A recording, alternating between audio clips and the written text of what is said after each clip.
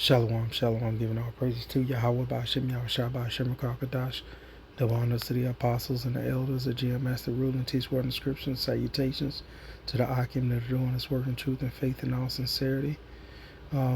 Today's lesson is going to be basically about the cbdc.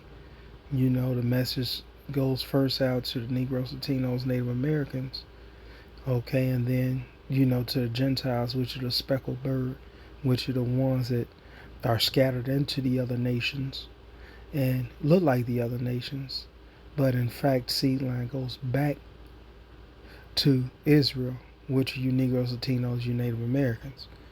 And first the message goes out to you to repent because time is at hand, and to warn the other nations, you know, and give them a heads up as to what's going on, because soon after this goes on as payback, there's judgment for what the nations have done to the nation of Israel. And so I'm going to just let this play, you know, Lord willing, get edified. The Chinese last month unveiled the world's first digital currency from a major power. Currency that would not be printed but would exist only in cyberspace on your phone, for example. Is the Fed working on a digital dollar?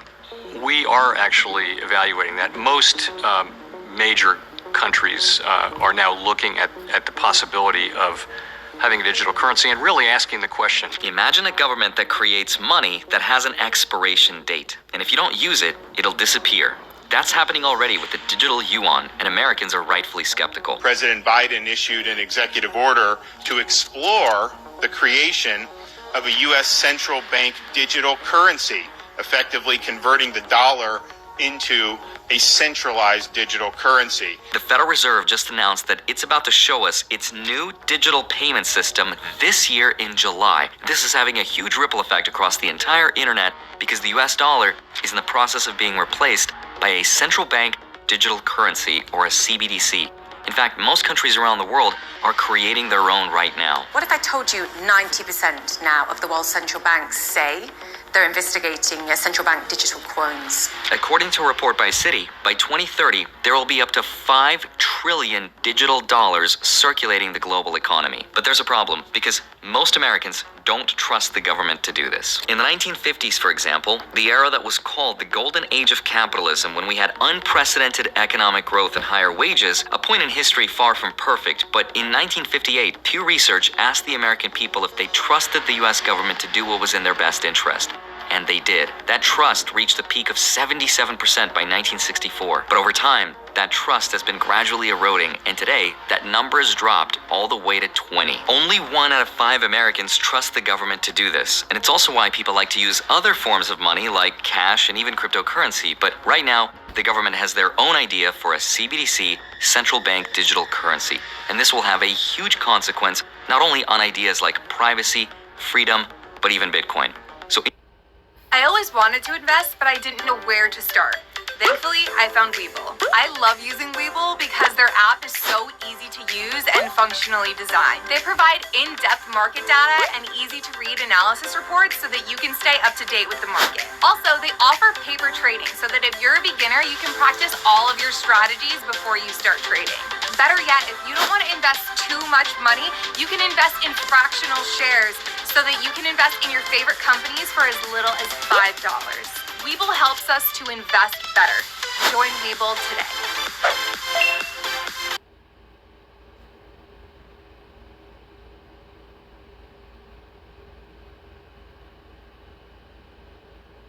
It's a fact. In the new economy, average people are becoming millionaires faster and easier than ever before. But how do they do it? According to the news, the whole world's falling apart. Well, that's the million-dollar question. Now, if you're not interested in the million-dollar answer, go ahead and skip to the end of this video, and I'm sorry for wasting your time.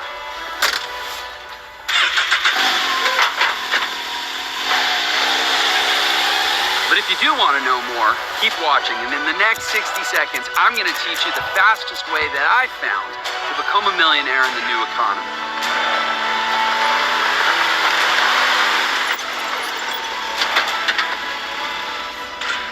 Hi, my name is Jeff Lerner, and I did not become a millionaire the traditional way. I didn't work. So in today's video, I want to help explain exactly what this is, how this might work, and how this will ultimately affect us. So with that said, let's get right into it. Hi, my name is Andre Jick. Hope you're doing well. Come for the finance and stay for the new Fed payment system and CBDCs. Now, the two are somewhat connected, but they're not the same, even though people are confusing them as one. It's a whole new system that's faster and better than traditional banking. You can go to a grocery store and buy a few items with your hard-earned money, and then you present your Fed card with a trusty Federal Reserve representative. And they'll say, oh, yeah, you're too fat, fatso. You can't buy any of these things. The end. Yeah, so that's not at all how it works. Here's how it actually works. This new payment system will make it so that businesses and people will be able to send and receive instant payments 24 hours a day and 7 days a week, and that's because funds will settle between banks in real time and will only just take seconds. Here's a couple examples of how this will be used in practice. Let's say you're a coffee shop owner and you needed a quick delivery of some coffee beans. Once you got a request of payment from your supplier, you would pay through a participating bank like your credit union, and the coffee bean supplier would instantly receive your payment. On the back end of things, your credit union would send an ISO 20022, which is a digital form to the FedNow service, which would validate it and send a message to the coffee beans bank. That receiving bank would then confirm in real time that it could receive the payment, and the FedNow service would then debit and credit the money and then send a message to both banks that This is all BS. I mean, I'm not saying that because it is BS, but they're using this as a cloak, okay, to the C-hip. That's all that is. They're using this as an engine to the C-hip. Now, I'm not stating that this won't be used, but they're fronting this as the reason, and the reason this is not the reason. Okay, the C-hip is the reason. Revelation 13:16. the settlement was completed. Now, that whole process, which sounds insanely complicated, would happen pretty much instantaneously. But the system we have right now just takes a lot more banks, time, and a lot more money. And this service will eventually apply for things like bill pay and for sending money from one account to another. This will be super helpful if, for example, you have a utility bill that's due on that same day and you want to pay it right away without paying late penalty fees. Now, eventually the Fed will want us to use it for peer-to-peer transactions so we can send money to each other in the same way that we use Venmo or Apple Pay. For now, though, this service will only be made available to people within the United States, so you won't be able to send money instantaneously overseas. Now, this will be rolled out in phases starting in July, but already in the first week of April, they're giving out formal certifications for their, quote, participants. So that is the FedNow payment system, which is tied to the CBDC, the central bank digital currency. So let me explain what that is. But first, a quick word from today's sponsor. Inflation and the declining economy are extremely stressful, especially for families. In 2021, when an investment fraud was committed, the average left amount was $70,811. That's why it's so important to protect yourself online, and why I'm so excited about today's sponsor, Aura. Aura protects you and your assets by keeping an eye on your accounts, loans, home title, and investments to identify fraud and unauthorized charges. They alert you if they detect changes to your credit profile, and they help you proactively lock your credit to keep anyone from opening accounts or getting loans using your personal information. It's also a VPN service, so you can safely and privately browse the web, and they monitor the dark web for anything that might expose your emails, passwords, social security numbers, and each and every plan comes with a $1 million identity theft insurance. If you sign up right now, Aura will give you a free 2-week trial using my link, and you'll be absolutely shocked just to see how much personal information Aura will uncover in just those 2 weeks alone. Go to aura.com/JIKH to start your free trial now, or you can just click the link below in the description. Thank you, Aura, for sponsoring this portion of the video, and now let's get back to it. Right now, we're seeing the creation of these central bank digital currencies happening all over the world. 11 countries have already launched their own digital currency, including the Bahamas with their sand dollar, Jamaica, and Nigeria.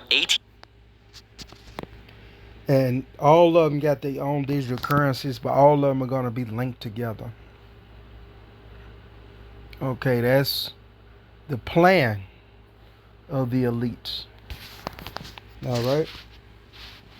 Countries are in the testing phase, 32 countries are developing their own right now, 39 are trying to figure it all out and researching, only 15 are inactive and 2 are canceled. But all in all, 114 countries representing 95% of the world's GDP are in some way involved with this process, including the US. Now the obvious question is, why is the Federal Reserve so focused on digitizing dollars if the dollar is already digital and it's already on our phone? The answer is, there's a huge difference between true digital currency and the system we have today, because our current monetary system relies more on digital claims of currency. This is why when we use banks and we transfer from one account to another, or we use apps like Zelle and Venmo and Apple Pay, we're actually sending digital IOUs and digital claims to money, but not necessarily the money itself. That's why banks need to use third-party banks to verify transactions to make sure that the money we are sending exists there in the first place. And a true digital currency would be true value transferred from A to B without the use of a bunch of third-party banks. All of this is starting to sound kind of like the things crypto is already trying to solve, except there's a couple huge differences. CBDCs are controlled through a private network by the government, so they're not decentralized, and that gives the government full control over its supply and how quickly they can move it from point A to point B. And with that, there's a lot of pros and a lot of cons. Now there's a ton of opinions on this subject, so I'm going to save mine toward the end of the video if you want to see that. But if the government creates their own CBDC, here's what that would allow them to do that's good and not so good. A central bank digital currency would give the Fed direct control over the supply of money, which is actually good, because right now they already do this with something called quantitative easing. We saw this during the pandemic when they flooded the economy with money by buying mortgage-backed securities and treasury bonds. But it can also shrink the supply of money through quantitative tightening, which is the same process but in reverse, by selling off their assets, which is what they're doing now, with the exception of this anomaly, which represents all of those failed bank bailouts. The point is this: our financial system is so complicated that it almost works like a Rube Goldberg machine if you've ever seen those. So think of this new central bank digital currency system as financial enslavement, but with less steps. If I disappear, it was not by magic. Another benefit is speed. Because money will be programmable, it would hypothetically stabilize the value of the dollar, and it would modernize the banks. It would also make sending money and stimulus by the government much faster, and in theory lower the cost of banking, because it would force the banks to compete with the Fed to make transfers and even ATM machines much cheaper. A CBDC would also help with tax revenues, because most people wouldn't have to file their taxes. Instead, the government would know exactly how much money we've made, so they would send us an invoice and we would just have to pay. So it sounds like a lot of really great benefits, but unfortunately, there's a lot of downsides and a lot of risks. So what the central bank digital currency is all about is surveilling Americans and controlling behavior of Americans. And how do we know? Because we've seen this happen in other parts of the world. People are calling the concept of CBDCs as Big Brother's digital dollar. And it makes sense why people are skeptical, because CBDCs will be tied to your unique digital ID that'll be used to build your social proof. Which all sounds exactly like the next plot of a Black Mirror episode. If the government wanted, they could freeze your assets, and if they don't like what you're spending, with the flick of a switch, your bank account now shows zero. Mr. President, That's the plan. That's the plan. That is the plan.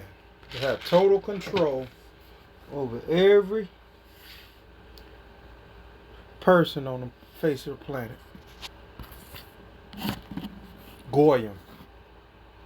Lemflark's value just dropped to nothing. what do you mean? I mean, our single centralized galactic currency just went from being worth 1 of itself to 0 of itself. Oh, dear God, no. Calm down, people. Deploy the galactic militia and declare martial law. Yes, sir. What should I pay them with? Their payment is the honor they'll feel to serve their... Wait, who's paying me to yell at this guy? Give me your jacket! Give me those pants! The creation of a CBDC would give them the technological power to do exactly that. If the government wanted to encourage spending, they could airdrop some dollars in our bank accounts instantaneously, which sounds nice.